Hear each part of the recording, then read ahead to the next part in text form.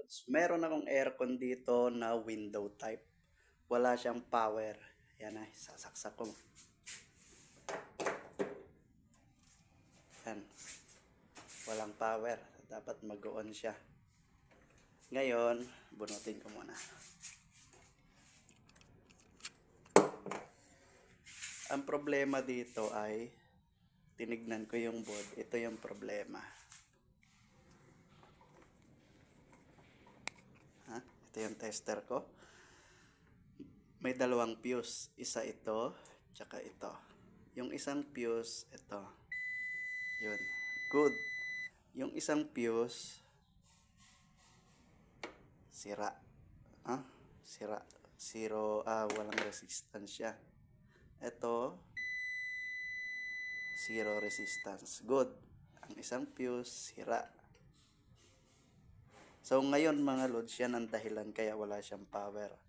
Ngayon, ang board na yan, ang presyo niyan ay 10,000. Pero, tsamba natin kung mapapagana natin yan. Gamit to. Gamit ito. Itong kapiwarasong wire na to. Okay. Itong fuse na sira, hihinangan ko dito mga lods ha. Hihinangan ko. Wait lang kasi wala akong camera holder. I-post ko muna. Tapos ihinang ko dyan. Mga lods, naihinang ko na ha. Yung sinasabi ko. Ayan o, nakikita nyo yan. Papunta rito. So yan yung hininang ko ha. Okay. Tapos titignan natin kung gagana na. Itong excess, putulin ko na. Ay, tanggal. Lang, hinangin ko ulit. Yan, okay na mga lods. So, mas ginandahan lang natin yung paghihinang.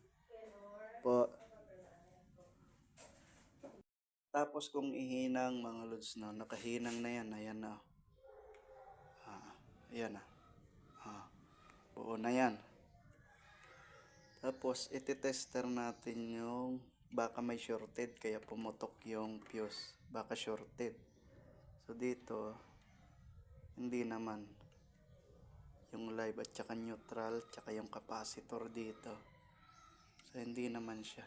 Hindi naman. Wala namang shorted. So, ngayon, isasaksak ko na kung gagana. No? Ito mga lods, tsamba lang to kung gagana.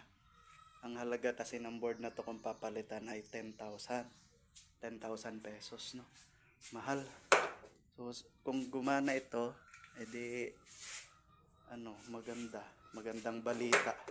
Hindi nagagastos yung customer, no?